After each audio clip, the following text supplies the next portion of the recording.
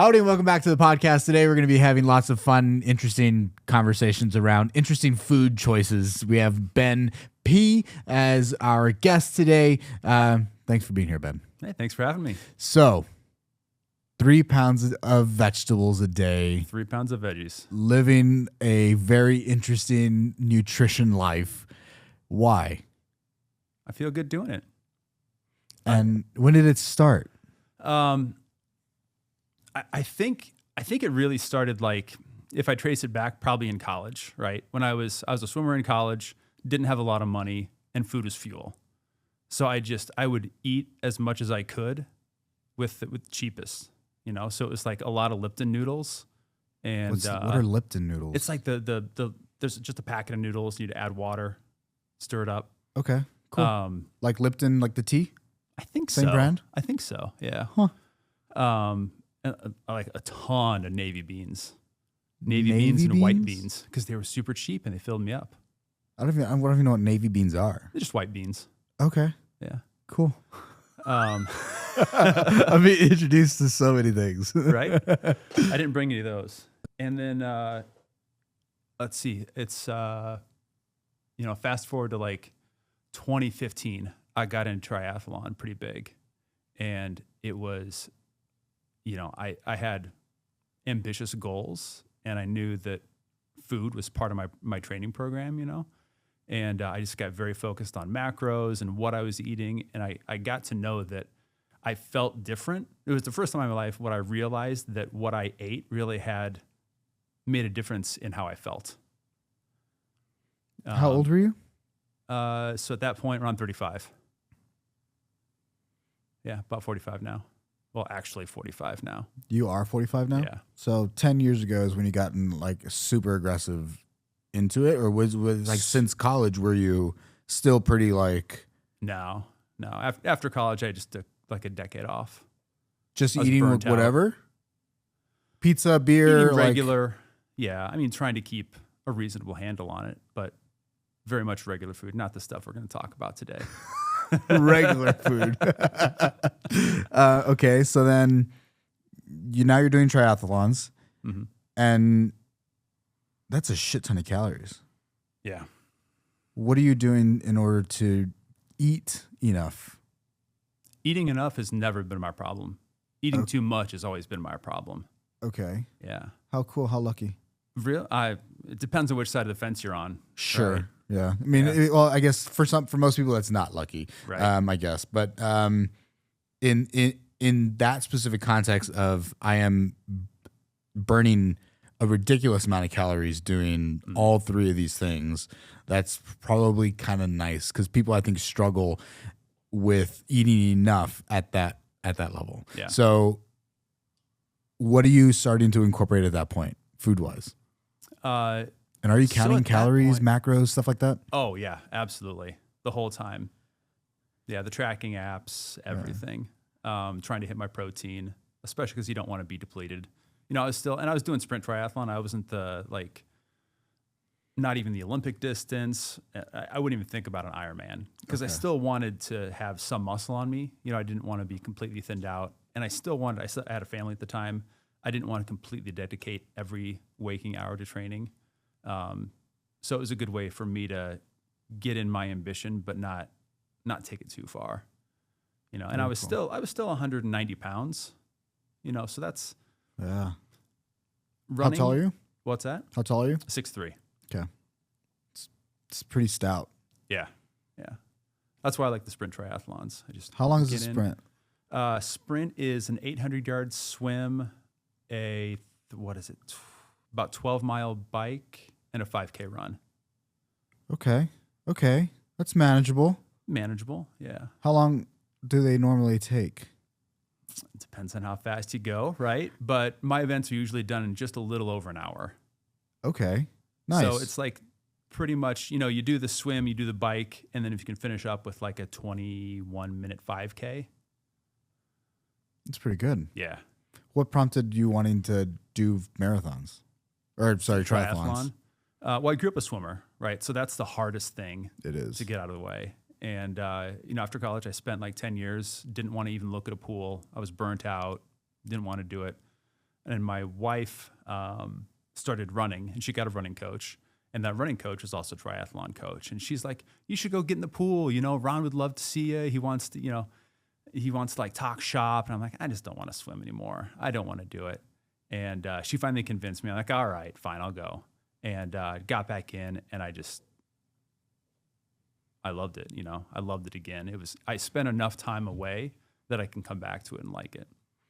And that was it. Like, I got bit by the bug hard. That was like midsummer, and I'm like, all right, nationals is coming up in 2 months. Like, after God damn. right. Super committed. And it's age group, right? So sure. I'm in the 35 to 39-year-old age group. It's not like I'm going against the 16-year-olds. Sure, but there's still some fucking hella athletes in that category is still pretty fucking stout. Yeah. It actually gets more stiff later, because people will have kids and then they're older and they're looking like, what am I going to do? So it actually gets more competitive in like the 40 to 44 and 45 to 49, and then into the probably early 50s. How cool. Yeah. How cool. I had a client that did Ironmans. So I guess the full So ridiculous. full thing. And she was like 60 something years old.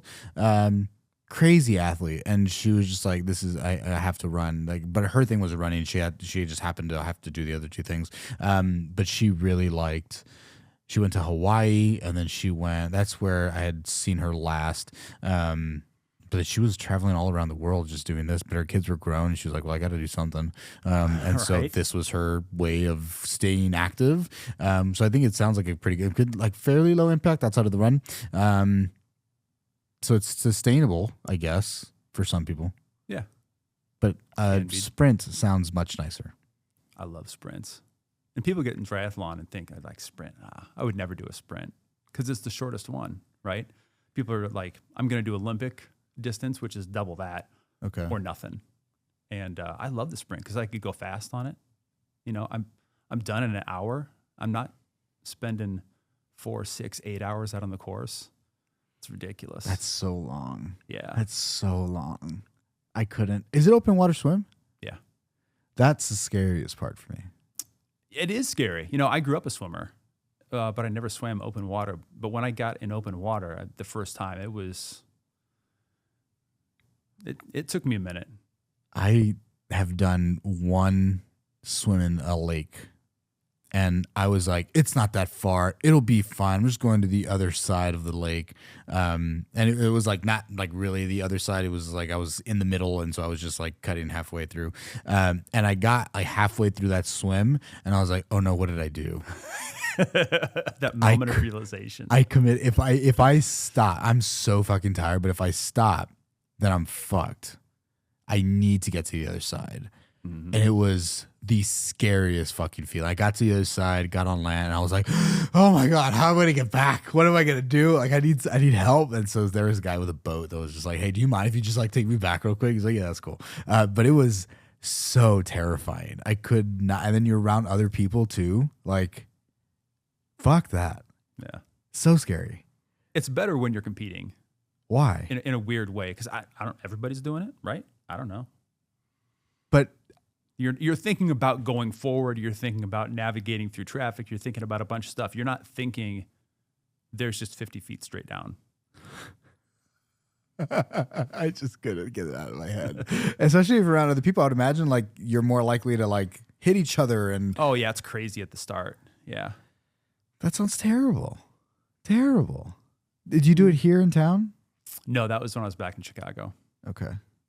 Why'd you move to Vegas? This is kind of separate, but love Vegas. Why? So into COVID, okay. My wife was already pretty much remote. I was already pretty much remote. And there was like this brief period of time where the new norm hadn't set in yet. So we both got coded remote. We'd been up to Vegas a couple different times. Our pastor actually moved out here because his daughter was a dermatologist at Nellis. Nice. And so we'd been out a couple times to visit. And we just made a decision one winter in Chicago, because winters in Chicago are just not fun. Yeah. Like we gotta get out of here. Looked across the country, found a spot that had a ton of sun, had mountains, low humidity, low bugs. And we came out to Vegas. We were going to go take a day trip to Utah to look at a couple spots in Utah. But we flew in and saw the same pasture, and we went to dinner with him, and he kind of did like a soft sell. I'm not sure if he meant to do a sell on us, but he did. And we're like, yeah, this is great. We've been to Vegas. We love Vegas. We know Vegas. You're here. Travel is super easy. Everybody comes to Vegas. If we go to Utah, we don't have the same, unless we go all the way up to like Salt Lake, right? It's still not, and Salt Lake isn't like Vegas, right? And there's so much you get here with Vegas. Yeah. We've been out to Red Rock Canyon before. We loved going out there. Wanted to see shows and go to concerts. And I mean, all that together, it was a no-brainer. That was a spring break. We saw, I think, 3 houses, put an offer on one, closed a couple weeks later, and that was it. How cool. Yeah. At like perfect timing too to buy a house. Right? It was a little high. It was a little high. But still, we sold high too. So it worked out. Yeah. I think what's kind of switching back and forth here a little bit, but so what I think is really interesting is that you were an athlete and then 10 years off and then decided to take it up again. Mm-hmm. And I think a lot of people don't end up making that decision. Once they stop, it's so hard for them to go back. And so what was the thing that drove you? Was it your wife doing the thing? And like, what was the motivation, I guess, to actually continue to do something? I just realized I liked it. That's nice. Right? Because if you don't like it, you're not going to do something. Like, you're not going to commit 20 hours a week or whatever it is to training and meal prep and planning and investing in equipment, right? But I like to geek out on equipment, and I liked it. I like to compete. I like to train. I like training more than competing, but I liked them both. And I liked that I got something where I could get a little bit of success. I could train hard and see the results. And sometimes it's nice just to be able to do something where you can say, I did that, that's done. Because sometimes in your professional career, especially if you're white collar, it's like, I did something, I worked hard. Did the results show up? Maybe, maybe not. Or they take so long to show up. Sometimes it's nice just to do something, get it done in an hour and know you did it. That's the counter to the corporate culture that you decided to take on in order to like stay motivated just as a human being in your life. It's pretty cool. Yeah. And I had been, after college, I swam at probably, when I was in high school, I was probably like 185. Damn. I'm 202 now. Good My for you, man. ideal weight would be like 195. Okay. But I can live pretty easy right around 200. But I've been up to 250. So. What? Yeah. Yeah, I was 250 after college. A couple years after college. Like after you stopped training? Stopped everything. Didn't have a diet. Just kind of doing it. And it just kind of like snuck up on me. Whoa. So, yeah. What a weird realization. Yeah. A lot of athletes, I think, struggle with that. I struggle with that. I finished powerlifting, and then I was like, okay, now what do I do? And I was still training, but the diet didn't change. Right. And so I wasn't hitting the amount of hours in the gym that I was when I was competing, and I wasn't lifting nearly the same amount. And so I all of a sudden got up to like about 240, 250. Wow. And I was like, holy shit. And I'm 5'8". I mean, that doesn't look very good on me. And I was drinking a lot, and I was like, man, like I lost my identity as a human just because I put so much emphasis on I am a powerlifter. And then once that was gone, I didn't know who Ben was anymore. And I was just like, I don't know what to do. I'm just going to drink. I'm just going to eat. And then it was hard to get back into just like a normal lifestyle. Yeah. It was really hard. You spent some time rudderless. Yeah. Without direction, without identity, right? That's a big thing. And you touched on that. That's what triathlon gave me too, but yeah, and sometimes it's hard to get back too, because the thing you remember is being good at something. And then you come back to something that you used to be good at. You're in, for all intents and purposes, a different body. And yeah, that's a hard pill to swallow sometimes. What was it like first getting back into the water? At first, like, it just felt natural. Like, because I'd spent thousands of hours, thousands upon thousands, millions of strokes. That's crazy. Yeah. So it felt good. It felt good. And just like, sometimes you spend some time away from something and you get back into it and you just like, it's like a fish to water. Right. So it felt really good. Do you think it was necessary to go away from the sport or get out of the water for a while for you to finally like it? Absolutely.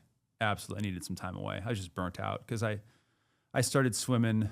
I think I started swimming in kindergarten. I think my first like season was in first grade.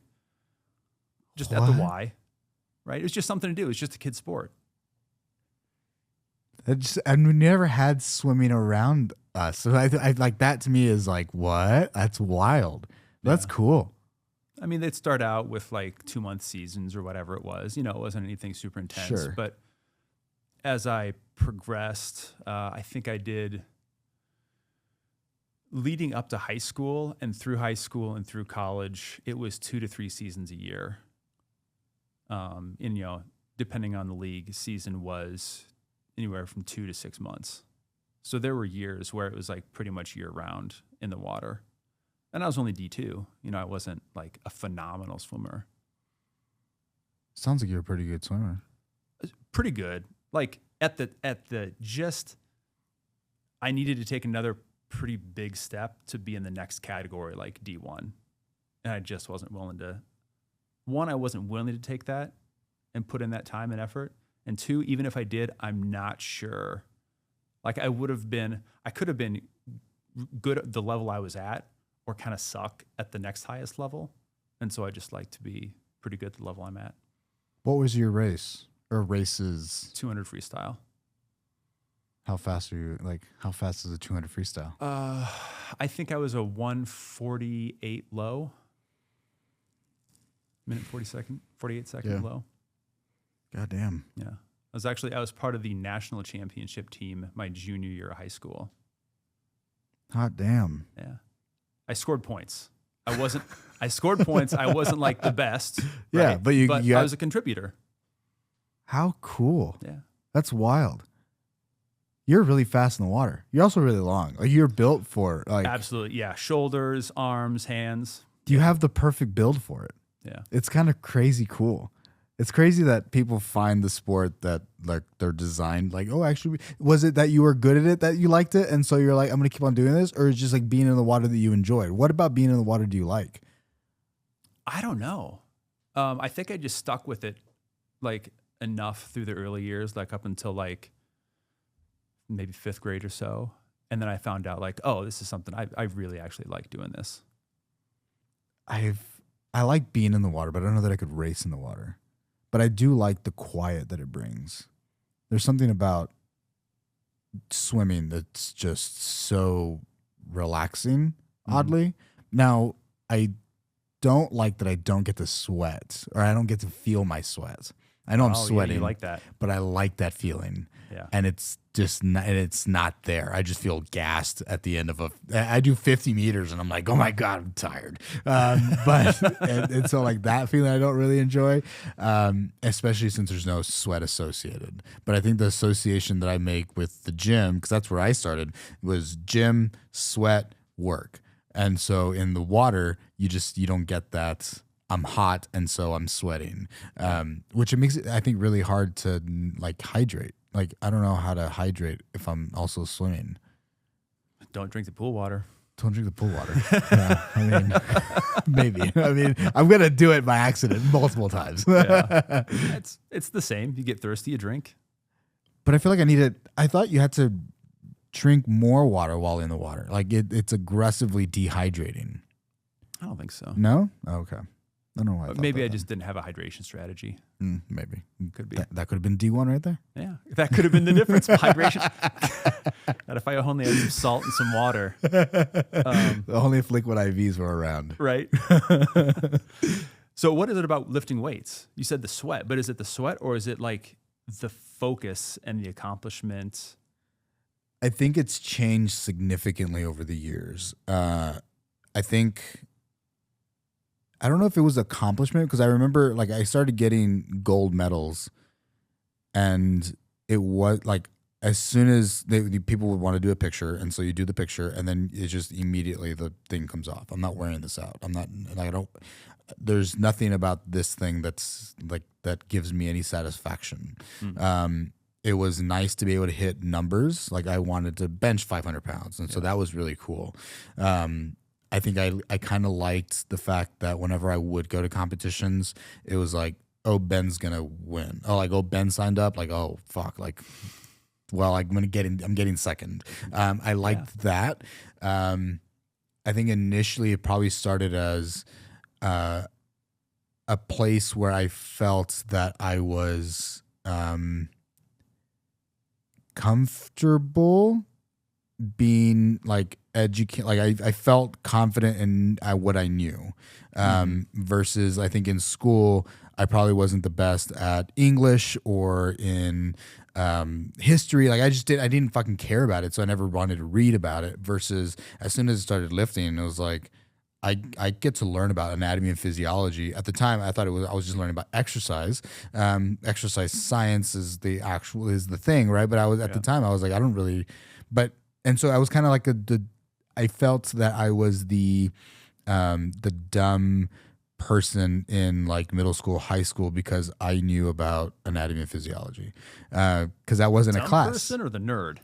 Which is weird, right? Because I think the classic association is the meathead bro, right? And so it was like I'm in the gym, and then everyone around me is doing their traditional sport. We're in Texas, and they're doing football, or they're doing volleyball, and like they're good at that thing. They don't understand what they're doing, but they're playing the sport. Like they don't understand the science behind what they're doing. They're just doing the sport, and they're really good at that. I wanted to know the science behind the thing, and so so I'm reading about like exercise physiology books and stuff very early on.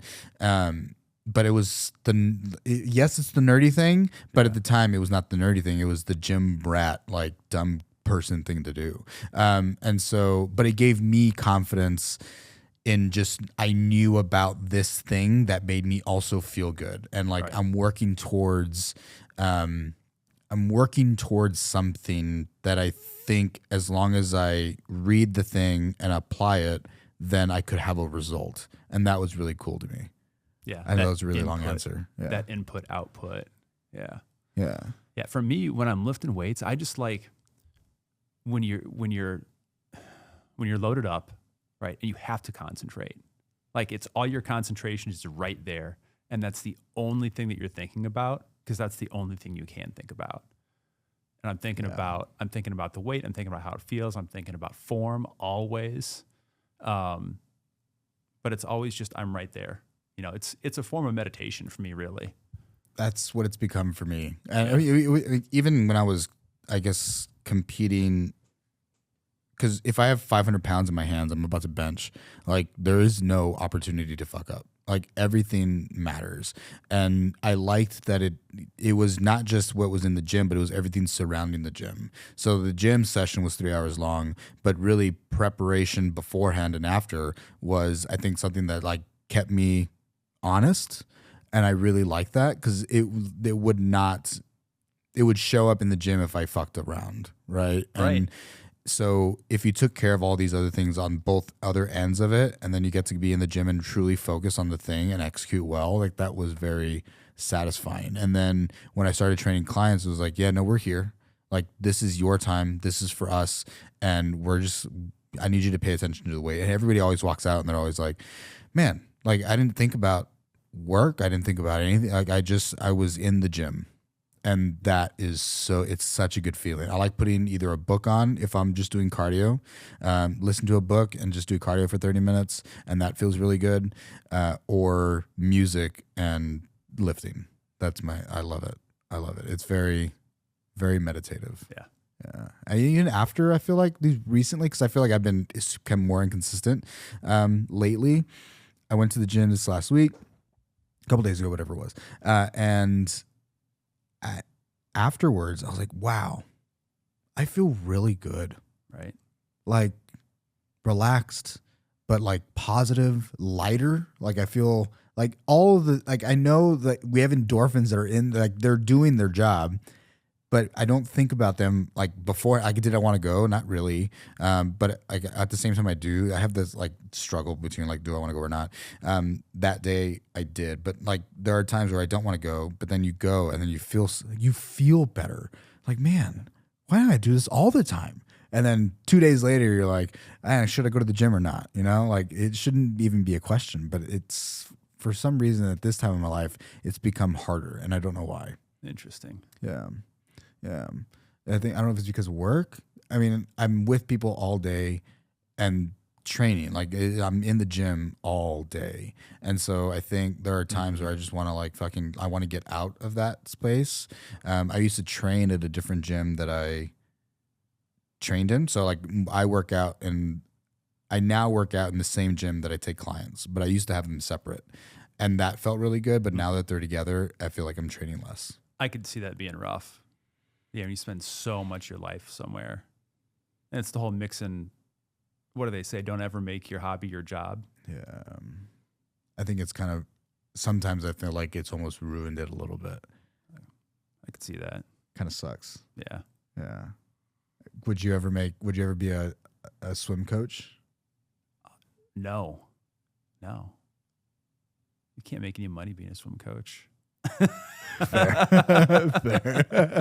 But I guess if let's say you're making the exact same money, would you go and teach swim? Exact same money? Maybe. Like I do a lot of stuff for the exact same money. I wouldn't be a doctor. People are gross, but you know, people are kind of gross. Yeah, I'm gross. I know. It's okay. You know.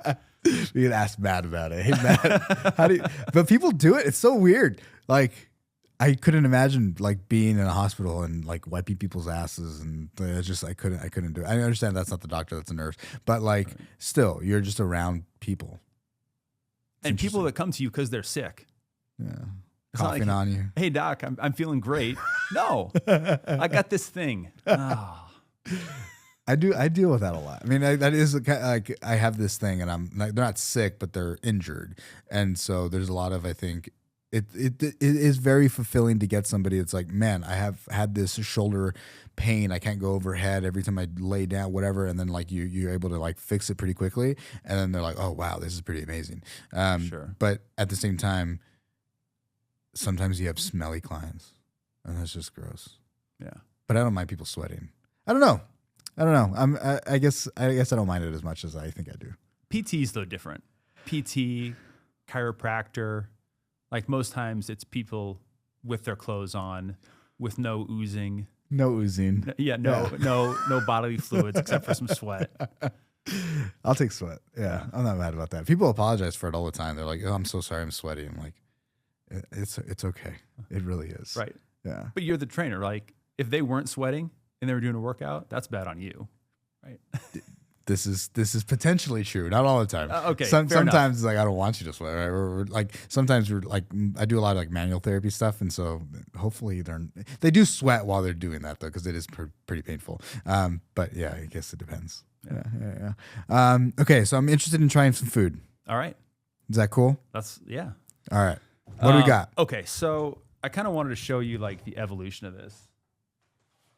So, okay, I haven't introduced this yet. No, we haven't even talked about it. Okay. So this. let's talk more about food. And then sorry. All right. So how did this meal come about, or just we started kind of talking about, you started like cheap stuff. How did this evolve? Yeah. So this concoction that we're going to talk about really evolved because, I said like I like to live around 202. And I want to maintain a certain weight. And I've was tracking my macros, my calories for years, even after I was done competing, because I felt like I needed that help. And it was like almost like a crutch, but I was very focused on macros. And I wanted a way to hit my macros, and I wanted a way to get some veggies in the morning, as weird as that sounds, because I feel good when I eat a lot of veggies, like just period. But veggies are not a breakfast food. And so this whole thing came about, and I eat different types of veggies, right? So like I have a meal with Brussels sprouts, a meal with green beans, different mixes at different times. And I was having meals like for lunch, I would have like a pound of Brussels sprouts with something. And for dinner, I'd have like a Normandy mix, which is like broccoli, cauliflower, carrots, I think. Okay. You'll see it sometimes in the freezer. It'll say Normandy mix. Okay. It's a thing. Okay. I believe you. Yeah. And so this came about. Oh, yeah, go ahead. Frozen or fresh? Always frozen because it's easy. I don't want to spend a bunch of time cleaning my veggies, chopping them up. And frozen it's just easier. I'm flat out and probably cheaper. I don't have to worry about things going bad. Just chuck it in the freezer and it's there when I need it. It's also healthier, apparently. Yeah, I don't know. It's because they don't degrade, because they don't sit out, is the thought. Like, because they stay frozen, the nutrient doesn't degrade. Yeah. Now, it still gets cooked, but I would imagine, like, let's say 50% degraded if vegetable is in the fridge versus 60%, and then you cook them down. Like, the difference is probably whatever. Like, let's say you retain 80% rather than the 40% from the fresh version. Yeah. After cooking, whatever that actual number is. Fair enough. Yeah. So do you want me to like talk about it before or just kind of like step into it? Okay. Both. All right. So what I had, I named it something. I named it the Berserker Breakfast. Why? Because it's crazy.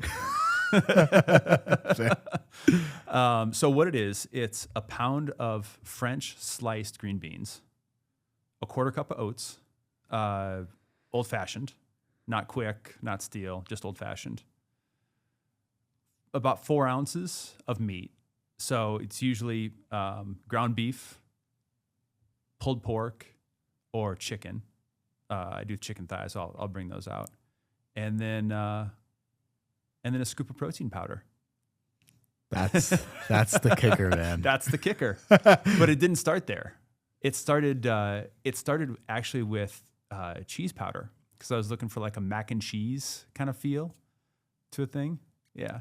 Do you, wife, kids are like, Dad, what are you doing? Or no, they just kind of like let me go over on my own. Okay. I eat my thing. I cook them something else. Okay. And I was gonna ask, you guys eat the same things? Portions of the same things. Okay. Right. So like if I make hamburgers for the family, like they'll have hamburgers and like corn or like potato salad or chips or whatever. And I'll have like a hamburger and then just like a big old plate of veggies. So I'll just like kind of mix up How interesting. whatever the family is having and just basically eat a smaller meal of what I would have, but with a ton of veggies on it. How interesting. Yeah. Do you ever add protein to veggies? Like Always. Like if I were to have my druthers, like every meal that I have would be a pound of veggies, 4 to 6 ounces of meat, maybe a little bit of carbs, a couple of fruits, maybe for a snack, and then like sauces. You know, do like an Oriental style or barbecue style to like mix up the variety. Why 4 ounces? Do you know the macro count on that? Like, is that why? That's what I started having. Okay. If I have 3 to 4 meals a day with 4 ounces plus some protein-rich snacks in between, I know I'm pretty good on my macros. Do you count anymore? I don't. Why? Because my wife is like, I think you tracking calories still in your macros is teaching our boys bad things. And I don't think it's a healthy association to have with food. Okay. So I stopped. I actually saw a therapist for eating food, for eating issues, because I was always the fat kid growing up. Yeah.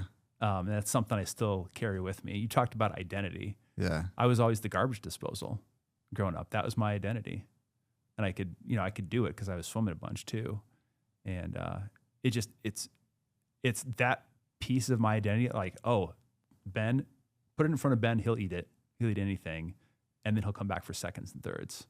Like that was my identity. Yeah. I don't know why I found that thing when I was younger, but I did. And so Wow. I have some unwinding of that to do. So I haven't tracked my calories in probably a year and a half, 2 years. Cool. And I've done a pretty good job of maintaining weight. You have a pretty good frame of reference, I would imagine, after the years of doing it. Like you kind of know where you're kind of standing. Yeah. Okay. Cool. Can we bring it out? Yeah, let's do it. All right. So I'm gonna step you into some. I'm not gonna throw you straight in the deep end. All right. Unless that's where you want to go. I mean, I'm excited for all of it. So I don't know. I mean, this was like, we were having the conversation in class and I was like, oh, what the fuck is going, like, I didn't realize you'd be eating that every single day of the entire program. And I kind of feel terrible that I didn't recognize that. But it's also kind of hilarious. Every morning. It's crazy. But we sit straight across from each other. And on Fridays, I've got 2 computers. Because I got a work computer on my personal computer. Do you work Saturdays, doing that? Yeah. I'm available, right? Okay. I don't do a lot of work during school, but Daria does that too on Fridays. On Fridays. That's crazy, dude. Yeah. Y'all are wild. I get up, I hit the that little room next to the lunchroom. Yeah. I'm there at 6 o'clock. What? Working on Fridays. And then I work until 8:30.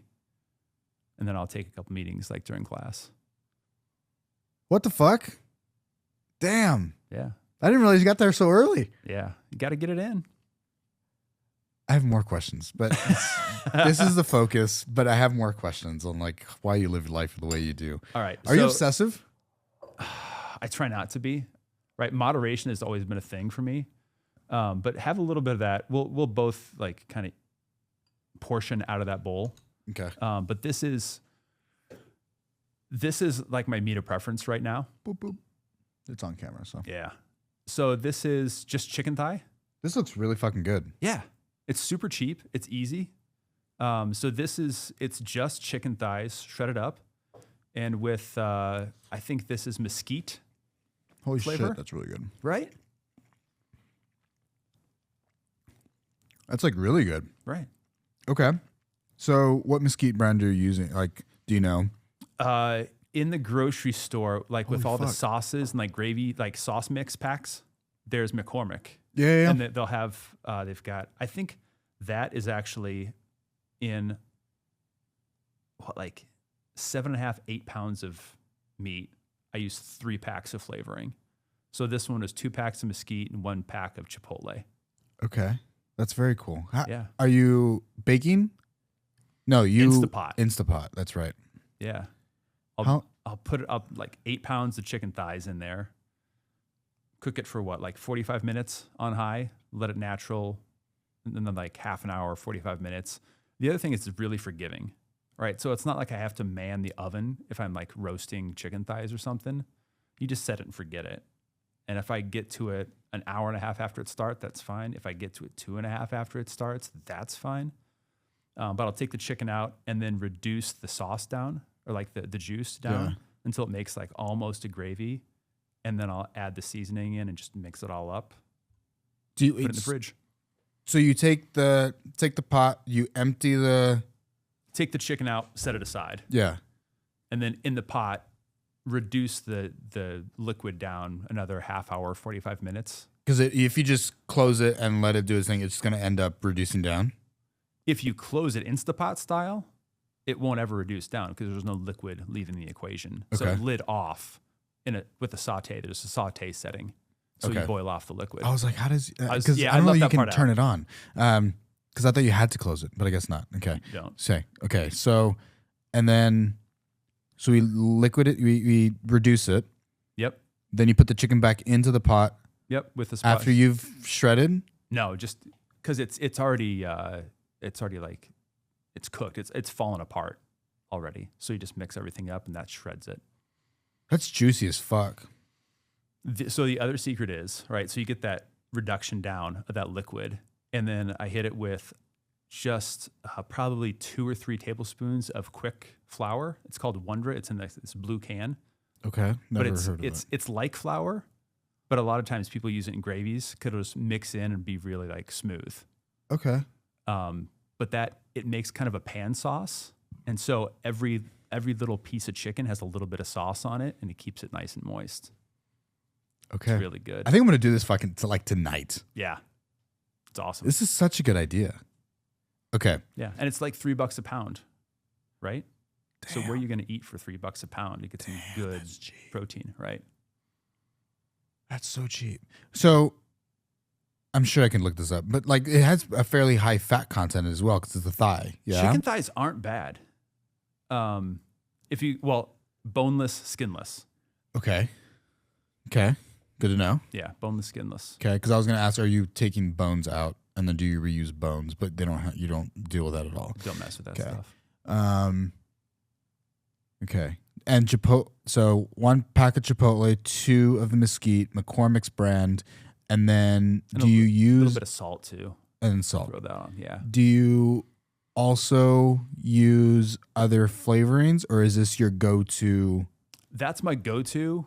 But whatever sauce packet they have, like they've got a garlic wine herb. There's brown sugar, barbecue. It's all good. There's like an Asian one. That's good. It's good. Or just go and get like Greek seasoning. Greek seasoning is really good. Whatever seasoning you like, just throw it on there. It's chicken, you know? But you're gonna so yes. But the next step here is protein powder. That's not the immediate next step. Okay, Right. okay. Could you do barbecue? All right. So this is like, I'm so excited. Not gonna lie. I don't know how you want to show this, but this is like the base, right? This is a third of a serving of 1 pound of green beans. They've got to be French sliced. Why? If there's still like the whole bean, they get like kind of like chewy, and just the texture. I know it sounds weird that I'm saying like this texture is bad and this texture is good, right? Which I mean should give us some like confidence in the fact that you're mixing all these things together. You're not mad about that texture. So right. you have a standard of textures here. I have a standard. It may be different from other people's standards, but I have standards. All right. So these are French cut. French cut. Yep. And how do you season these? What else There's is in just here? the oatmeal. The oatmeal's already in here. Oatmeal's already in there. And then Milk, water. yeah. So it's a little liquidy. But the powders will take that up. Do I not have? I don't think there's a scooper in this thing. Okay, so I never eat it like that. Okay. But here, add like White. That's a huge thing of white cheddar powder. some of this. And then some of this. Like this was the original recipe. This is the original recipe. So, how do you cook the oats? Are the oats milk or water? Oats or water. Oats or water. So I take the pound of green beans frozen, a 1/4 cup of oatmeal, and a 1/4 cup of water. Put it in the microwave, cover it, and then for however long you want to cook it. If you like it fresher, long. I usually cook for about 10 minutes. That's so long. So it's long. It's so long. But even a 1/4 cup of oats and water, you got to cook that 3 minutes to be cooked. Really? Yeah. Huh. Okay. So this is like, this is the original. This already looks weird. I'm not. Then do you like cayenne powder? Yeah. All right, we'll hit it with some of that too. All right. Cayenne powder, white cheddar powder. Have you tried other types of cheddars or cheeses blends? Or have you always stuck with? Not really. Okay. This is so fun. There you go. Cool. Give that a try. Should I use my fork? You can use whatever you want to. Okay. Yeah. I'm gonna stay consistent with the same use the fork, utensil. 'cause there's probably a little cheese powder that's still like stuck on the spoon. That's perfect. You probably like the cheese powder that's stuck on the spoon, right? I do.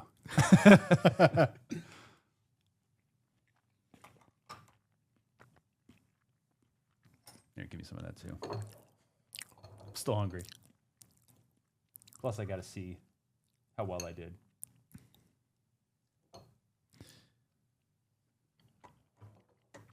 That is oddly good. Right. Like, kind of weird. Like, why is it good? Right. I mean, it looks fucking weird. It's not. You look at it. It's not the most appetizing thing, right?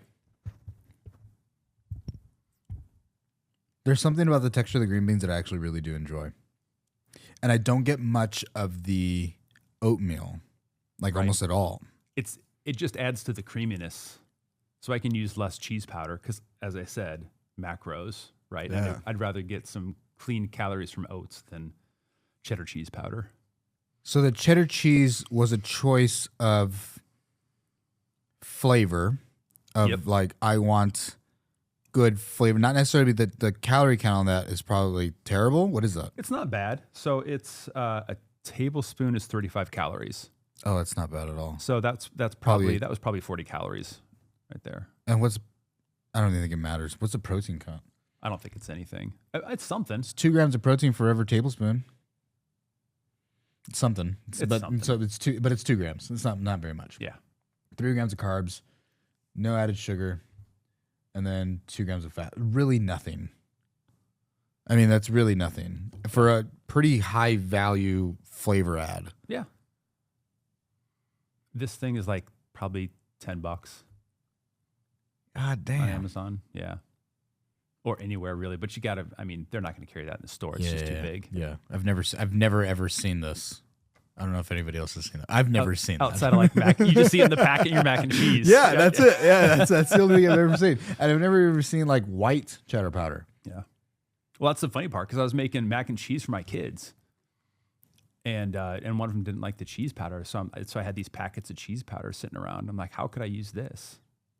And that's how it started. That's where this was born from. Yeah, I didn't go out and just buy a big like I want to see how this goes.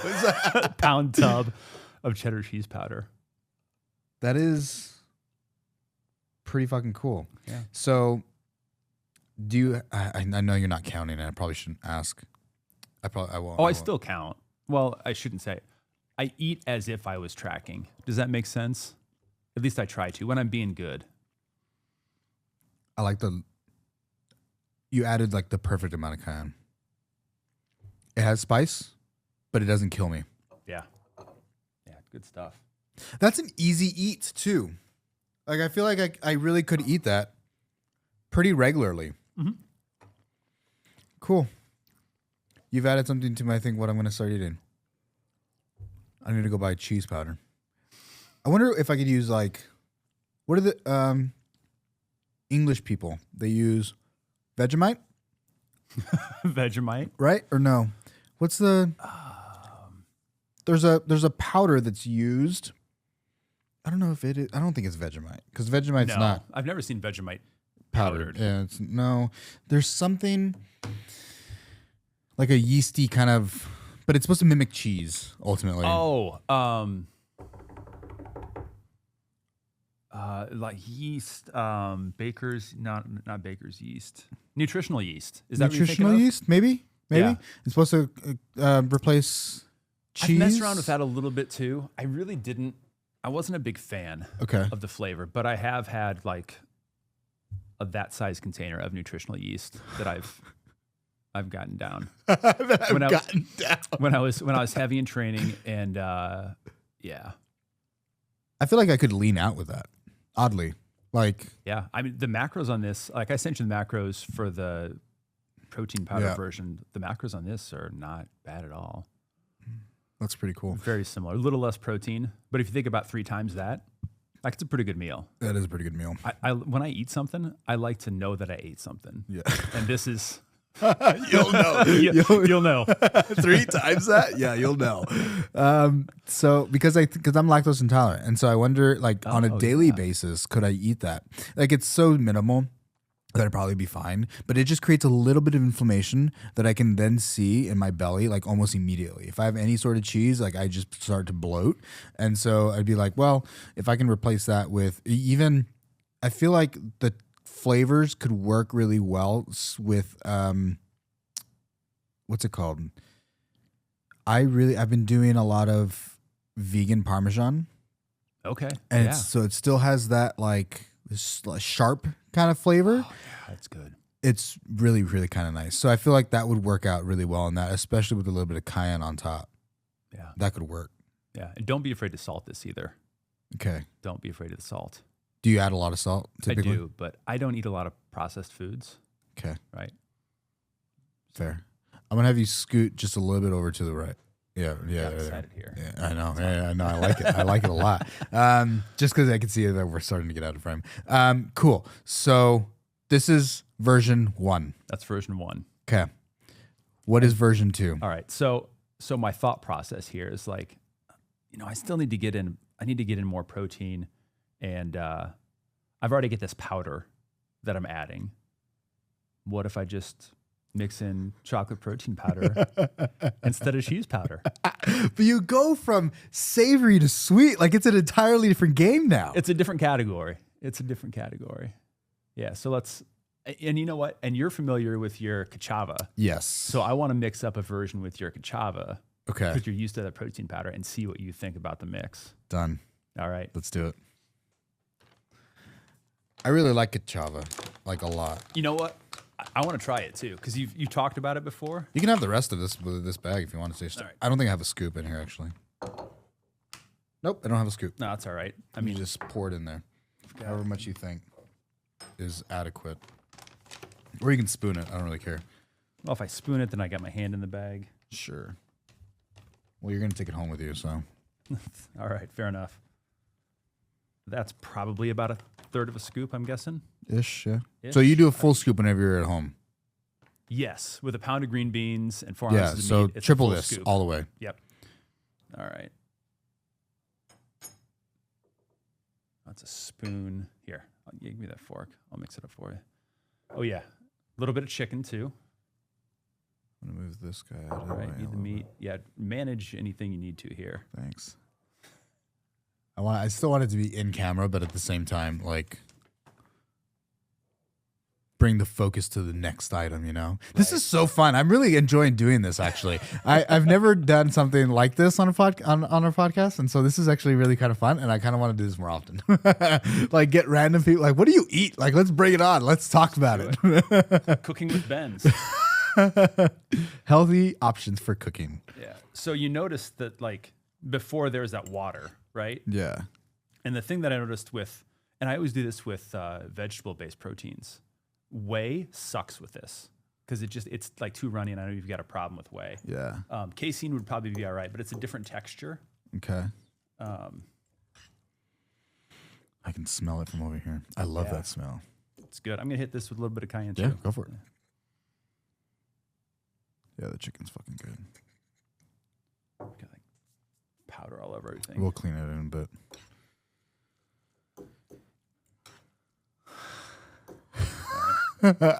I really want Max to watch this and be like, what the? You actually did it? I was just kidding. Right? You actually did it. Cool. All right. And this is Coconut acai with cachava and then all of our same items. So I don't really see, I believe that there is there is chicken, there is oats. Oats. Yeah. I just don't really see them. Yeah. Oh, this is so weird. I've never eaten protein powder. I've just drank protein powder. New experience. Cheers. Cheers.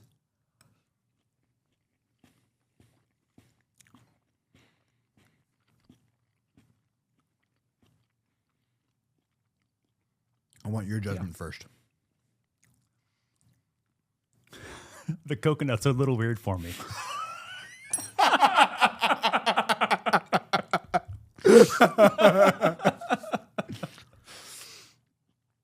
It's fair. But yeah, I like it. I like mine better, but I wanted to get your reaction to it because you're used to this protein powder, right? Yeah. Because so much of that is like you get a palate for something. Yeah. I do like. I like the texture. I think it was a little bit. I mean, I know you said it the vegan type mixed a little bit better, but I was still, and I saw yours that day. I was still a little concerned that it was going to be a little like potentially clumpy. Mm-hmm. These do mix really well in water. Like you don't even need like any You like don't a need the mixer ball. you don't need the mixer ball. Like they're perfectly fine. So I think like it's nice. It's nice. It's a really good texture. Yeah. Even though I was a little concerned, but overall very good. The flavor is odd. Yes. Very odd. I'm also used to drinking this. So You're not used to this with green beans oddly enough, and chicken. oddly enough, no, weird, right? And so I think that I would want to try it. They have a matcha one that I could be oddly think would work really well. Yeah. And then obviously chocolate, because that's what your go-to is. That's my go-to personally. Yeah. Have you done vanilla? Have you done other flavors and tried it, or have you just stuck with? I've never done vanilla with the brand. I have Planta. That's my brand. I've never done their vanilla. I've done. So in fairness, it was a vanilla whey. So the texture on that, it gets clumpy and it's not good. Fair. I do like yeah. finding the chunks of chicken. They do make me happy because I do feel like the flavor of the chicken does oddly well with the protein powder. Yeah, I think this is a winner. I think it's a winner. I really think it's a winner.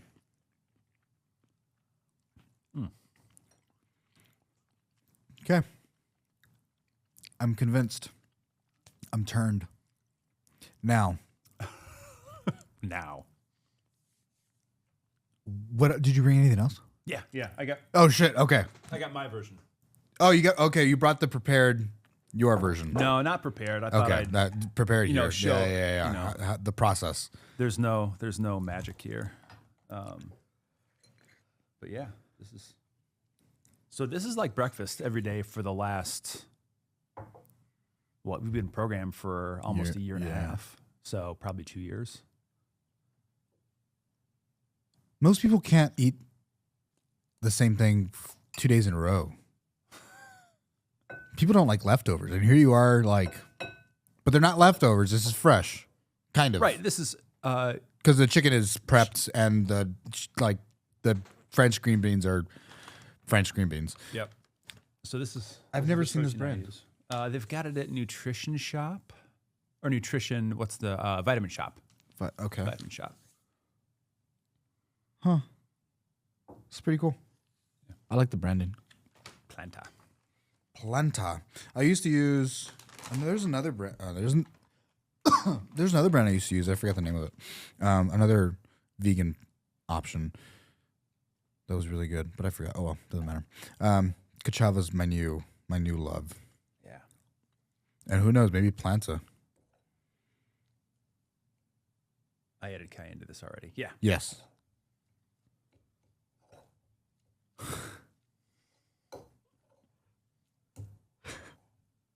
Is this the actual bowl you use in the mornings? No, it's more of like a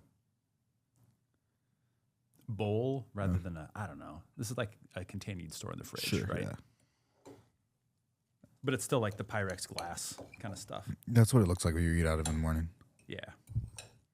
Yeah, the one I bring to class every day is that one, actually, I believe. Oh, nice. Or maybe it's just, no, it's this one. It's a little bigger.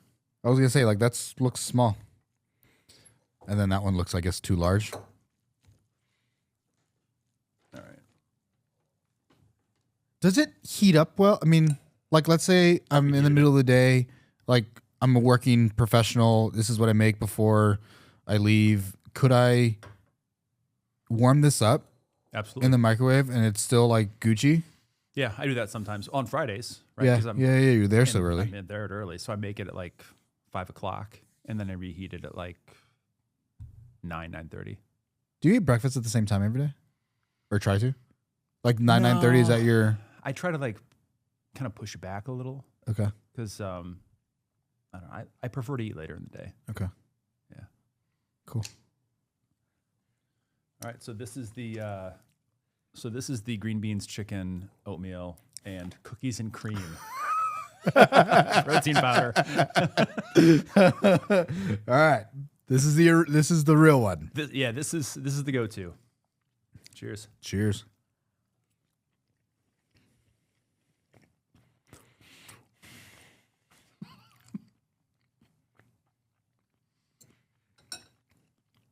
I think you made the right call with me bringing my own. Right. Definitely have a palate for that one. Yep. That's fucking weird. That's what I was expecting. You don't disappoint. That is wild. There's a lot going on. Yeah. That's intense flavor. I'm not mad about it, Fair. but that one's much weirder than the first one. But probably because I'm used to that flavor. Absolutely. Yeah. Did mix really well. It's very similar. I feel like if anything, this one's more wet than this one. Could be. Yeah. I think it's odd that it's so sweet. So is that one. But sweet in a different way. Yeah. Yeah. Very different. Huh. This is Ben's palate in the morning. That's right. This is my my pound and 4 ounces. This is my 20-ounce breakfast. Do you shit a lot? No, I'm very regular. Like once a day. Just because you eat so many greens, or you eat so many vegetables. Mm-hmm.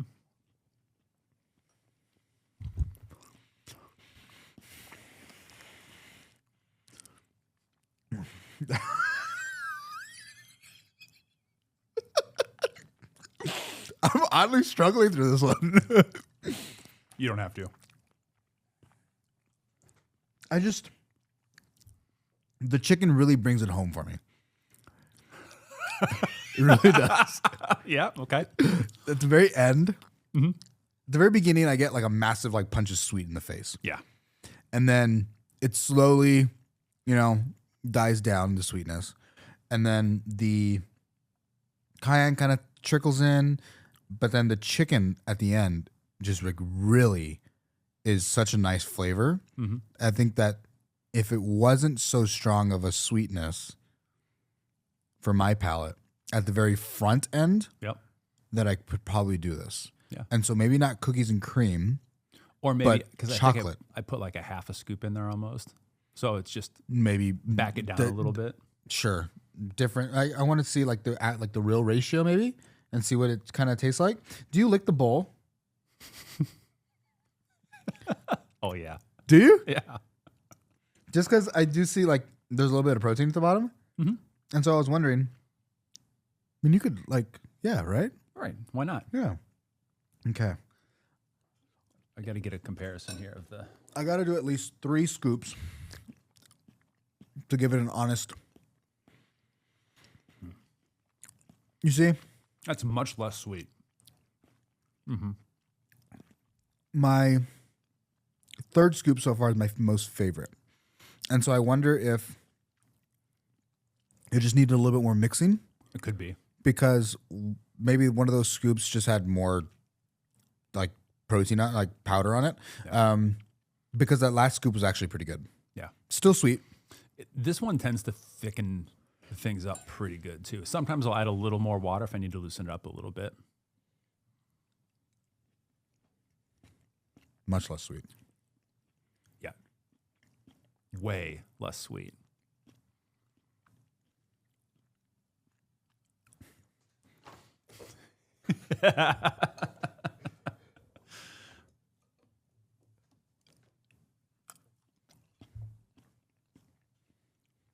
Whoa. Those are very different. Wow. I wasn't expecting my palate to do that. That was wild. To go from the sweet to the savory was very odd. Back to savory. You know what? I haven't ever gone back to savory. It made my mouth feel weird.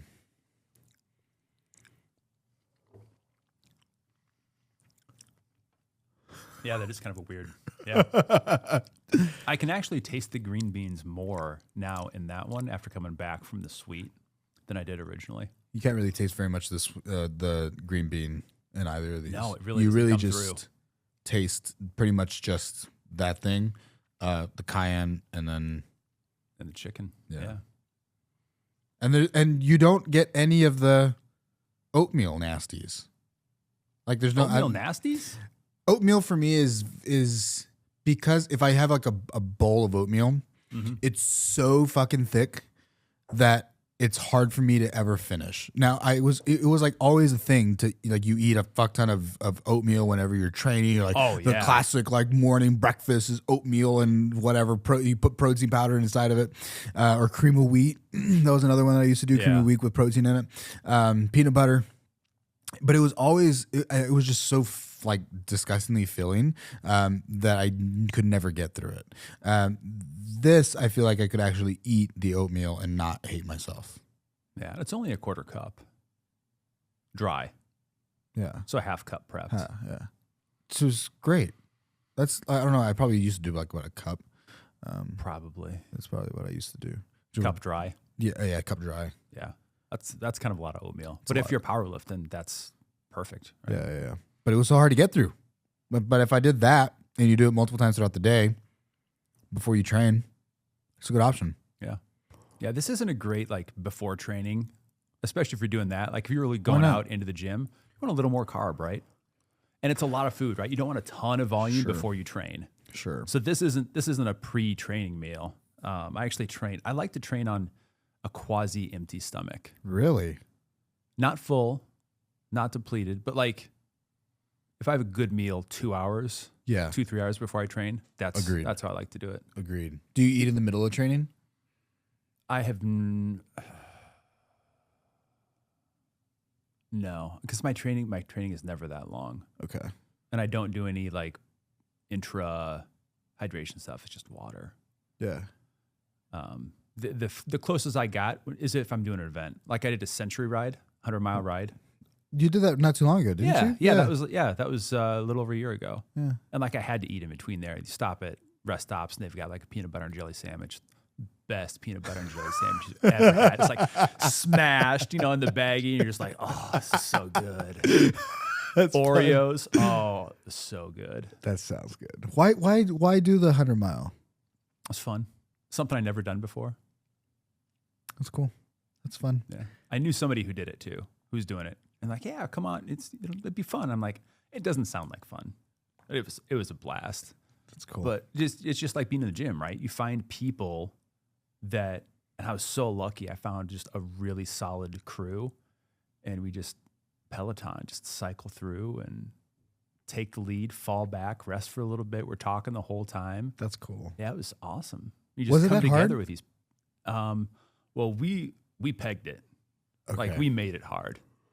We were doing a pace line. I mean, You're moving. we were moving. Okay. I think we averaged for the 100 miles. We averaged, I'll have to go back. I want to say it was around 20 miles an hour. It wasn't anything below 18. I want to say it was a little bit above 20, but I don't want to misrepresent that. Damn. Yeah, we're moving. You have a nice road bike? Yeah. I've got a specialized Venge. It's an Aero road bike. Aero. So it's aerodynamic. It's not just the tube. It's kind of like flared out and Interesting. yeah. I have a Ducati, I think is the name of the brand. It's like an Italian brand. Yeah. And we got them for like pretty much free, and I didn't know anything. I mean, I don't know anything about bikes, and so it's when I started biking a little more aggressively. And it was like right after I finished powerlifting, I started, and so I had this bike, and I was like, man, I'm gonna go get it like looked at. So I took it to a bike shop, I dropped it off, came back, and they were like, dude, you have a blah blah blah kind of whatever system on this, and like the handles were moved like all the way to the very very bottom, like they're curved pretty aggressively. Yep. My gear switches were like at the very very bottoms. It's like whoever had this bike before you like really like rode like this is really fucking cool. And I was like, sure. Like, I have no idea anything. I'm going to go out for a leisurely ride now. Yeah. Can you move them up, actually? Because they're too far down. Right. Yeah, that was me. So, either way, I enjoy riding. I really do. It's fun. I don't know that I could do 100 miles. I didn't know I could do it either because I'd never done it before. But it was, like I said, if I was just out on my own, Sufferfest, no, it's not fun. It's who you're with. Yeah, it matters a lot. It really does. That's, I think, was helpful about powerlifting as well. Like, lifting alone now is harder. It really is. Versus, you don't think so? Yes. I like getting it. When I'm in the gym, I like to do what I want to do. Yeah. I don't want to mess around with anybody else's malarkey. Sure. Unless I'm showing somebody something. If somebody's like, hey, how do you do this or that? Then I'm going to like coach mode. But I can't be in coach mode and workout mode at the same time. I just want to be in workout mode. Correct. Which is, I think, so I guess a little bit when I was competing, when I was in that gym, 8 of us were all on Team USA, like 8 Team USA athletes, and the rest of, like, you had a whole group of individuals that were kind of like towards the, like, they did it for fun, and that was it, and they hung out. But then you had a core group of like several like main platforms, and all of us, like, we had our own programs, but everyone was still together, and like headphones were on, and like we're switching weights for each other, and it's like, okay, what do you have next? 4 sets of 3 at 800 pounds for my squat. It's like, okay, cool. Everybody comes in, and it was a system that like worked really well. Now, if I had to do it like now, working out with somebody, it's so hard because there's such a difference in weight. Like, I'm going to warm up, and it's going to take me to get, like, I'm going to deadlift 600 pounds today. So it's going to take me all this time to get there. By the time I get there, like, we're not working out together, right? We're on different levels. So I think that's what's hard. I liked being able to like be at the same pace with other people that were in the same room, all working together, but we all had our own thing. Now, if I do that, it's impossible. It's impossible. Yeah. You're putting 600 pounds in the bar. That's not many people. I sure shit ain't hanging with that. It's hard, right? And so it's hard to find workout partners. Yeah. Right. And so I can't bench with anybody. I can't squat. I mean, I can squat with people, but I can't deadlift with anybody. Like, I can't. You go to a powerlifting gym around here? There's a couple of them. There's a couple of them. They're further away. I could do that. I've considered going back and competing, but I don't know that I want to. I don't know. It's a lot of work. It's a lot of fucking work. It is. It's a lot of time. It's a dedication, right? And it's something you have to want to perform at the level that you want to get to. And if you're not willing to put in the work to get to that level, it's almost like what's the point? Yeah. What's the point? I could just lift for 4 hours a week and like stay healthy, stay looking good, and like that's enough. Now, if I wanted to step it up to the next level, it's not like, okay, I'm going to go from 4 to 8. It's like, no, we're going from 4 to like 20, 25 hours a week of just training. Like, is that really real? Like, is that the time of my life like that I can do that now? Right. Still? I don't know. I don't think so. Like, I work too much. So then do you reprioritize? Something's got to give. Right. And ultimately, I'm not willing to give on the business. I'm more willing to give on the fitness, which is kind of shitty, but it's kind of how it goes, I guess. Not necessarily fitness, I should say. I should say competitive sport. It's different. Right. Oh, yes. Completely different ball game. Yeah. Yeah. What else do you eat? I mean, this is like my main thing, right? But so this is breakfast. And then lunch. Like, I have a formula, right? It's pretty much, it's a pound of veggies and 4 to 6 ounces of meat and whatever sauce is going to like kind of differentiate and set it apart a little bit. And are the vegetables your carbs as well? Like, does that suffice as a carb, or do you add like a rice or a quinoa or a? Sometimes. So like one of my favorite lunches is again, the quarter cup of oatmeal, and then a pound of Brussels sprouts. I roast them in the air fryer though. Those are really good. The petite Brussels sprouts at Whole Foods frozen section, phenomenal. Throw them in the air fryer, fantastic. Good to know, because I buy them fresh and I chop off the end and I split them in half and then I put oil and then I put them inside but if they're already just like, it adds, so but I much work. love Brussels sprouts. Yeah. And so like I want to eat them more often, but it's so much more work. And then you put them in the oven and you have to wait for fucking ever and like mix them around, whatever. But if I'm just in the air fryer and they're already just done, do you just like olive oil or do you even put just straight in? Straight in. There's a little bit of ice in there. Yeah. Right. So that's enough moisture. 13 minutes on, it's not air fry mode. It's like roast mode or something. I forget what it is. Yeah. Sometimes I'll stir them in between, or like shake them up a little bit, but you don't have to. But yeah, 12, 13 minutes later, they come out, add 4 to 6 ounces of this chicken to it, and then Sweet Baby Ray's 0 sugar barbecue sauce. I didn't know they had a 0 sugar barbecue sauce. Yeah, they do. But macros are really good, right? It's filling. Mix it all up. I just want to. You said oatmeal, right? Yeah, because that oatmeal helps to like kind of bind it together a little bit. You just like oatmeal. I do, but like it suffices as a good binder for you. Right. You get that little bit of creamy out of the oatmeal. That's why I like it. I mean, I like rice too. I like sweet potatoes. But they're not going to be. But you don't get the bind. No. Right. You won't at all. Yeah. So do you like sweet potatoes? Sweet potatoes are good. How do you eat your sweet potatoes? Usually roast, air fry. Sometimes I'll stick them in the microwave, but I don't eat a lot. Like chopped or how do you do you just put it in there just whole? Or, no, right? No. Sliced? Either diced or sliced like a French fry. You use sweet potato fries in the air fryer. Okay. That I do hit with a little bit of oil because otherwise they get kind of like a little tough. Yeah, they do on the outside. Yeah. Another one of my go-to meals. There's like this Asian veggie mix. You can find them at the store or whatever. I get mine at Costco. Like a vegetable medley? Yeah. Like broccoli, snow peas, green beans, red bell pepper, water chestnut. Love a water chestnut. I fucking love a water chestnut. So do a pound of that, air fryer. Again, hit it with the same chicken or pork or ground beef, whatever I'm feeling, whatever I have in the fridge, really. And then some sort of like kind of oriental spice. Maybe it's, I love sriracha. I go through a ton of sriracha.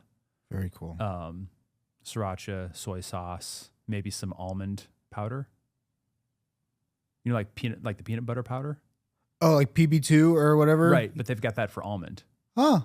I didn't know that. And I like PB2, but I've got 2 people in my house that are allergic to peanuts. So I had to nix that.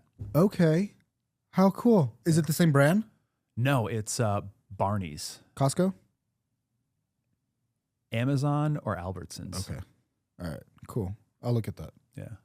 Say that again. Sorry. So I lost track. So the whole Asian Chinese. Yeah, the Asian vegetable Chinese. medley, Yeah. right? With meat, sriracha, soy sauce, maybe some Chinese mustard. I don't even know what that is. It's like a spicy mustard. Okay. Like you ever have the egg rolls? And they've got that spicy mustard. Oh, okay. Yeah. Okay. That's it. And then maybe there's like the almond, the nut. Yeah, because you've had pad thai, right? Sure. Yeah. Peanuts. Yeah. So I wanted that peanut flavor in there, and then I couldn't have peanuts, so I went almond. So sometimes I'll do that, sometimes I won't. Huh. Okay. That's cool. Mix it up a little bit. I feel like you can make a good peanut sauce or like a Yeah. not peanut, but almond sauce. Yep. Huh. That sounds pretty cool. Yeah, so that's pretty much a day eating. Snacks in between, yogurt, cottage cheese, some rice cakes. Yeah. Do you know who Ben Johnson is? I think is his name. Johnson, no. Maybe I got that name wrong. He's the guy that wants to live forever. Oh yeah. Is that his name? I know the guy. Ben Johnson isn't his name though. I know the guy He you're has talking a about. thing though. on Netflix that just came out, a documentary on Netflix. Oh, really? Yeah, who's the guy who wants to live forever? He's like he sold He's like some a tech billionaire. yeah, he's a tech Yeah. billionaire, dude. Damn it. I'm playing Stardew Valley. Have you heard of Stardew Valley? No. Stardew Valley. No, never. And so heard of I'm on ChatGPT, and my thread is currently Stardew Valley. So I asked, who's the guy that wants to live forever? And it's like, do you mean Stardew Valley? That'd be Mr. Chi. He's a mysterious blue-skinned man you encounter through secret notes, the casino, and Chi's walnut room on Ginger Island. Did it say cheese wallet? No. Chi's walnut room on Ginger Island. Cheese walnut room. No, in real life. Maybe it is Ben Johnson. Ben Johnson or something. Let's see. Yeah, Ben Johnson. Mm-hmm. Nope. Benjamin Franklin, Ben Johnson. Ah, fuck. Oh, well. Brian Johnson, tech billionaire who wants to live his, yeah. Yep, Brian Johnson. I forgot what I was going to say about him. Do you want to be like that kind of, like, do you want to, like, no? That's No. not, you're not trying to, like, health optimize necessarily. Are you? I think optimize, like people give it kind of it's got kind of a bad connotation, but just like just a little bit better. I don't want to go all the way to the extreme because I've done all the way to the extreme, and I think anyway, anything all the way to the extreme tends to be unhealthy. Yeah. So I'm trying to like live in the middle as much as possible, which kind of sucks because like moderation It's hard. kind of sucks sometimes. It's really hard. Yeah. What other supplements do you take? Fish oil, Okay. creatine, Okay. magnesium, Okay. and red rice yeast for cholesterol, I think. Yeah, cholesterol. Okay. Because I'm right on the edge, and my doctor's like, you should take something. I'm like, I don't want to take anything. How old are you? 45. Well, you said that at the Yeah. very beginning. How cool. Most people, I would imagine, if I'm talking like, or thinking general American, they're at least on one or two meds by this point. At least. At 45? I don't, maybe. Yeah. I don't know. I don't know. It's other people Yeah, sure. concerned about me. Fair. Cool. But I don't want to get there, right? That's the Yeah. goal, is to live as long as you can at a reasonable level of activity, not like sheltered from life, not fearing it. And then maybe one day, just a complete year, just everything falls apart when I'm like 93. Yeah, he lived until he was 93. He's living alone, and then all of a sudden he got a cold, and it was 6 months, and he's dead. Like that's a good life. Like, I don't want to be here and just like do the slow death march into the grave. I'd rather do this and then boom. Yeah, that's definitely the ideal situation. I definitely don't want to just degrade slowly. I mean, I know that we are like currently after 30 years old, your cells no longer replicate at the they don't replicate fast enough to be at a net positive, and so you're currently like you start your death decline about 30 years old, and so like it's happening, but try to like extend the health of those cells as long as I possibly can until I like just die, hopefully. Yeah. But there's so much you can do to counteract that, right? Weights, phenomenal Weight for training. longevity. Oh, crazy. A little bit of cardio. Love going for walks out here. Walks are nice, especially this morning. God, it was so beautiful today. Gorgeous. Yeah. Look at the mountains, look at some palm trees against that just like vivid blue sky. Vegas is awesome. It's gorgeous. It really is. Yeah. You ever gonna move? Is this home? Not planning on it. Nice. Are you still remote? Yeah. Nice. Yeah, my company's in Chicago. Nice. Way remote. What do you want to put? I don't know if this is necessarily, and this is more for me. Yeah. What do you want to do with the NBA? So three things. I wanted to get more in the community in Las Vegas. Like I wanted to put roots down. That's a third. I want to be better at my job because I found out the farther I go in tech, the more I need to know about legal, privacy, security, financials was a big one, right? I'm in different rooms with people, so I want to be able to talk their language and not just have to be like, what does this mean? Over in the corner. So that's a third, and a third just to put the letters behind my name, be in the same stratosphere with the other people that I'm competing with, because at my age and where I am in my career, a lot of people have MBAs. So I'm like, well, it's probably about time. How about you? I'm going to ask you one more question and then I'll answer mine. Sorry. I forgot it. Damn it. Do you think it's provided you what you were hoping to get out of it? I mean, we're at the very end now, pretty much. So yeah, it's provided me things that I didn't anticipate getting. I thought the academics would be more involved. That's not to say that I haven't learned a lot, but I thought it would be more academically rigorous. Or maybe it's just, I think I had a complex growing up. Like, I wasn't the best student growing up. I didn't like school when I was in elementary school. I had to really focus later in high school and college to make reasonable grades. Yeah. Maybe some of that was just in my head, and when I relaxed a little bit, it came a little easier.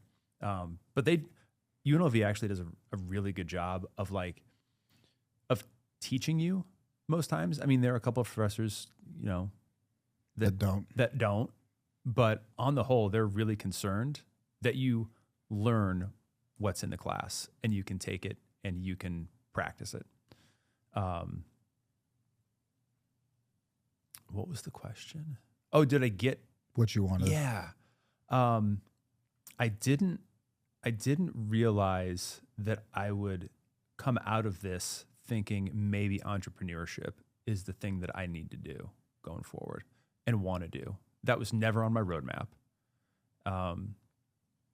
I've really enjoyed making connections with other people. Like, when I came in, I wanted to make connections for me, but I've been able to make connections for a couple other people that have been beneficial. And I'm like, oh, that was actually really fulfilling. And if I can do that, maybe they come back around, maybe it doesn't. But I found that oddly fulfilling, and I didn't think that was going to happen. And I've actually liked learning. I was kind of getting there. I've been a lifelong learner, but I didn't want to do it in class necessarily. I didn't want to take any tests, but I like learning stuff. Yeah. But yeah, it's been a phenomenal experience. I've gotten more out of it than I thought I would, and I've gotten different things than I thought I would. I would second that statement. So to answer your question, I wanted to do it because I needed community. I mean, I was new to this town. I didn't know anybody. And I really struggled when I first moved here.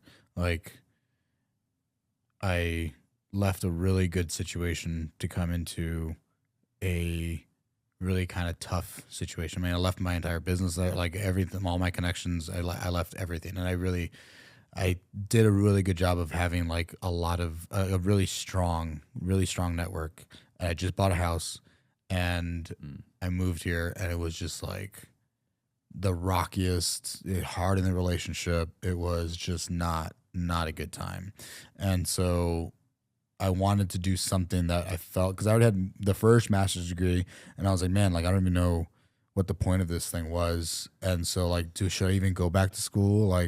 Yeah, it's cool, I have it, but no one in my field really gets that, right? And so does it really, nobody really asks, nobody really cares. Yes, I'm more educated, but is it a net?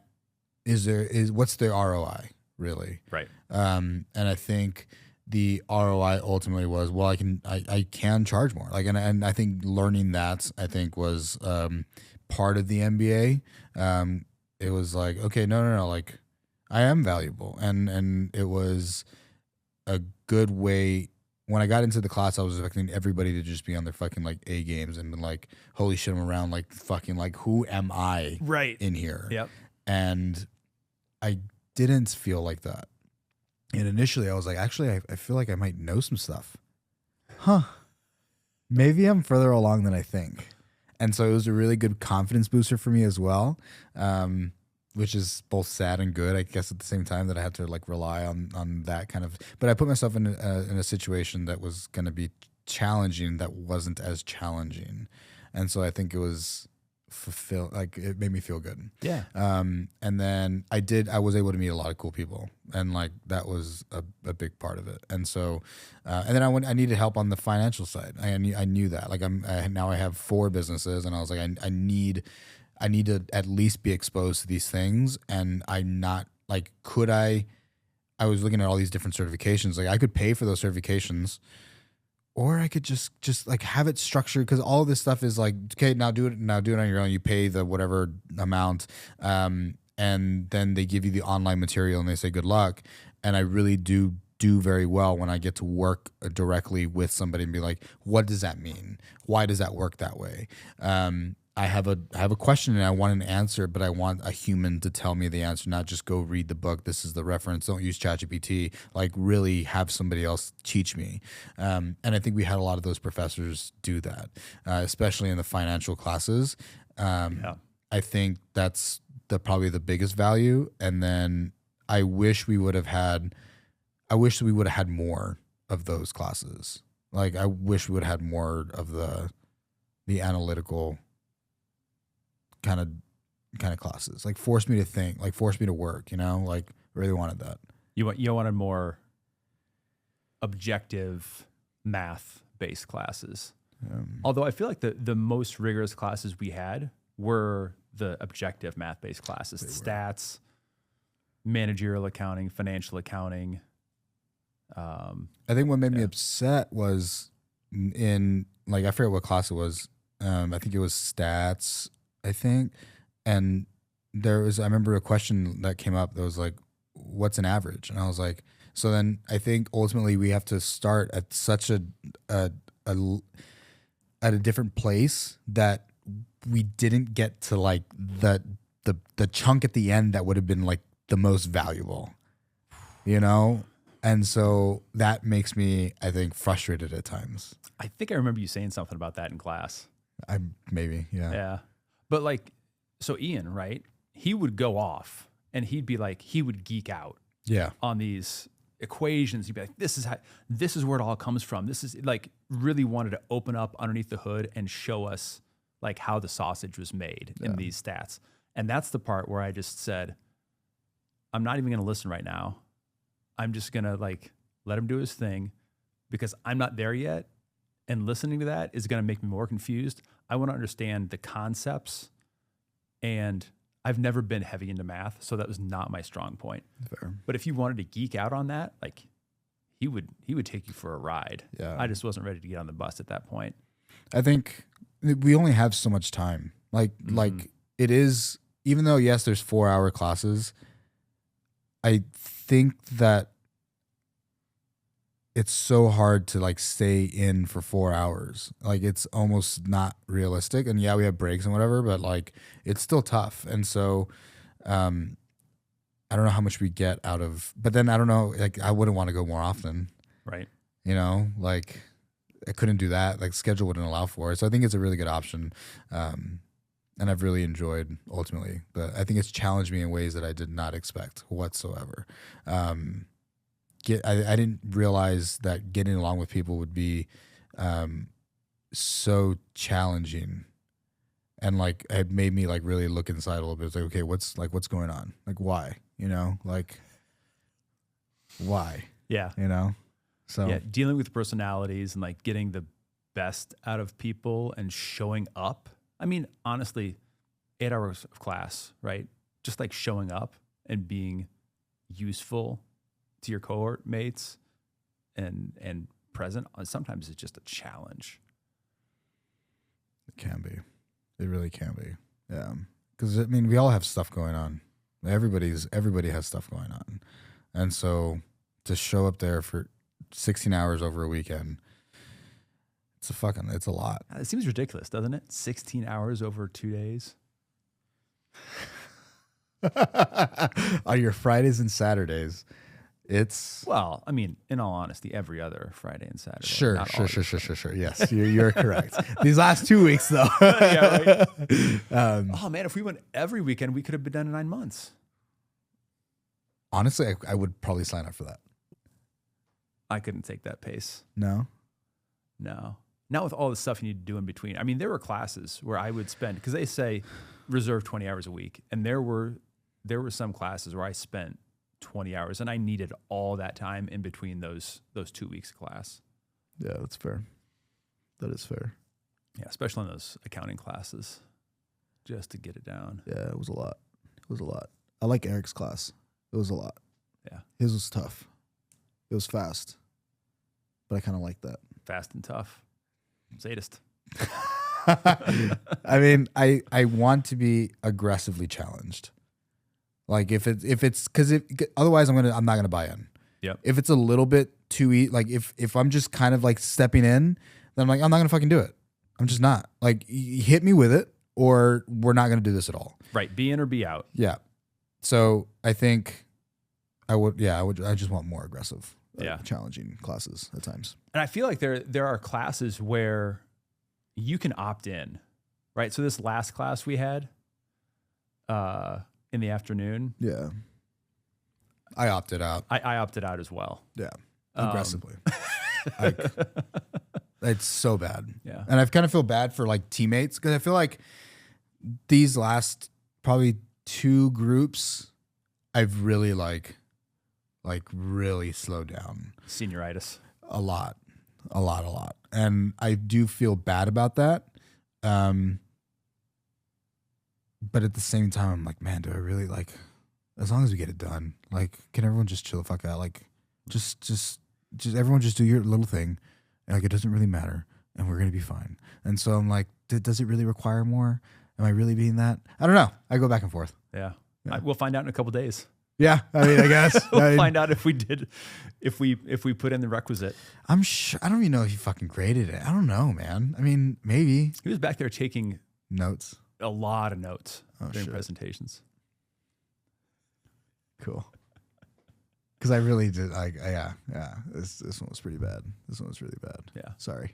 But then there's other ones, right? Like both of the marketing courses, I felt like were super interesting, and you've got classes like you need to bring your A game to. Like I felt like both the accounting classes and the stats, I needed to bring my A game to. Yeah. And then you've got classes that you can opt into, and you can, if you want to, you can nerd out. And both of the marketing classes, I felt like those were surprise classes for me. And I got super into them because it was, for whatever reason, a lot more interesting or useful than I thought it would be. I mean, that sounds bad. Like I didn't think it would be useful. Yeah. But it was, I found myself way more engaged, way easily, and I nerded out a little bit on those. Cool. So that was cool. So I didn't like the first marketing, but I did like the second. Yeah. The first one was hard for me to follow, but I do like the idea. Like, I like marketing. I think it's really fun and interesting. I thought it was too. Yeah. I didn't expect that. Yeah. Practicing marketing is tough. Doing constantly running ads and trying creatives and like, what do we do here? And like living it is very much so different than what was being, I think, discussed. But in the first class, in the second class, I think it's more real. Mm-hmm. But it's still fun, but it's hard. Yeah. It's really challenging.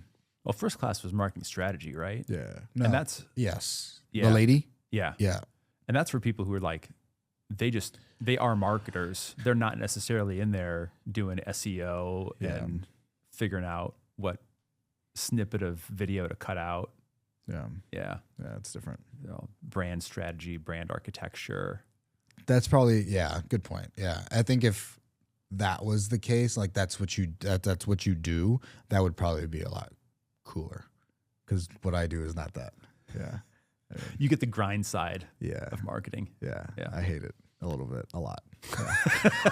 It's tough. I mean, I know you talk about being an entrepreneur after potentially like it's tough, but I mean, it is fun. Like, I think what the MBA oddly turned me into, it's like, I really liked accounting. Like oddly, I kind of hate numbers, but I started doing Wall Street prep. which is like a big certification for what's it called? Financial projections, discounted cash flows. And so I started taking that certification, and then I did. So usually the people that take that certification usually go into investment banking. And I was like, I don't know, I kind of might want to get into that. Like I got really into watching a lot of finance videos. And then I took another couple certifications. I got a CFI, which is Corporate Financial Institute. And so I got like 3. I did financial modeling. I did like wealth planning, and I did another one. It was all about like FP&A, I think. And so it was like FP&A. It was just really fun. And so I think if anything, I'd probably maybe even take like a back seat and like, okay, maybe I go look at moving to Hong Kong, go into investment banking, and see where that would take me. Like that's what the MBA did. I never even thought about that. Right. You know? It opened up things that you just never would have been things that you would have looked at. Yeah. And you did this while you were getting your MBA, those 3 certs. Yeah. Yeah. Yeah. Nerd. Sometimes, all right. Don't let anybody know, okay? I think I don't want to be considered a nerd, but like being a nerd's like the best compliment. It's you know? okay now. We're not in high school anymore. Right? Yeah. It's like the best thing. Yeah. I like certifications. I like learning. I hope that I will always be a lifelong learner. You know, I really do. I would love to get a PhD one day. I think that'd be fun. And it's not because there's an ROI. It's because I want to go back and work in a lab. I think it'd be fun, you know? Yeah. I think there's a lot of opportunity, and you never know. You never know what it's gonna turn into. And like, I forgot who I had as a manager once or something, but they're like, they can never take it away. You have the MBA. If you absolutely like, you don't think it's gonna have a return, then fine. But like, it'll never go away. Yeah, you'll always have it. Okay, you know what? Fuck it. Like investing in myself is worth it. I'm worth investing in. So it's pretty cool. Yeah, awesome. I would do it again. I would too. Yeah. I would too. It's hard to imagine doing it without our cohort, though. It would be. Yeah. We've got an awesome cohort. Yeah, we do. We've got a really good mix. We've got some people bring some energy, bring some interest. Yeah. We lucked out with the cohort. I think so. I think initially I thought that we didn't, and I was fucking upset as shit. And I looked around, I'm like, the next 18 months, I don't know. We're going to make it? Yeah. Dude. Well, most of us did. Yeah, most of us did. One of us didn't. Yeah. Which, off air, I'll tell you about that. Yeah, well, and so, I forgot what we were talking about. Yeah, I mean, I really I was wondering if we were going to make it, but like, I'm glad that, I think these last 2 months have been, I think, the best for relationship building for me inside the cohort, oddly. Okay. Yeah. I think it's been maybe because I'm more relaxed as well. It's like, okay, maybe like everyone's kind of like, okay, we're on the way out. And so it's like, it feels a little bit nicer. A little sigh of relief. Yeah. Yeah. Versus at the very beginning, everyone's like fucking just going hard, you know? It's just, so hard. Yeah. So hard in the beginning. So much prep, all those presentations. We would like rehearse our presentations. Yeah. Yeah. And now we're like putting together the presentation with a couple photos on it. In class. What part are you going to do? I don't know what part are you going to do. Very different. I think so different. As much as I hated the groups and as much as I hated presenting, I think that it did, like, I didn't realize how nervous I was presenting at the very beginning. Like being in front of everybody, I was nervous. And then now I feel like I could stand up in any conference room and probably speak. Like, I think that there are skills that are being created that we don't realize that are being created until afterwards. And that was definitely one for me. I was like, okay, I didn't I podcast, but it's different. I'm one-on-one conversation. And this I really enjoy in a group, like speaking out to a whole bunch of people. That for me was really hard, and it's gotten much better. So another cool thing that came out of it. There you go. Yeah. Cool. Thanks, man. Yeah, thanks for having me. This was fun. This was fun. I really enjoyed this. Yeah, I really, really enjoyed this. This was a really, really good time. That was almost 2 hours long. Yes, it was. Man, that went quick. Doesn't it? Yeah. It's so crazy. I think also why I like podcasting is also meditative for me. Like, we're here, right? And like that for me is a very fulfilling. And why I think that I would like to have more one-on-one conversations with people in the cohort as well, since I feel like I don't do well in large groups. I there's too much going on. I get overstimulated. I can't do it. And so I really do prefer like the one-on-ones. Like, let's sit down and let's have a conversation. Because I feel like that's the best way for us to like really actually get to know each other. And we have to be here. So thank you. Thank you. Yeah. Thank y'all. Love you. Bye.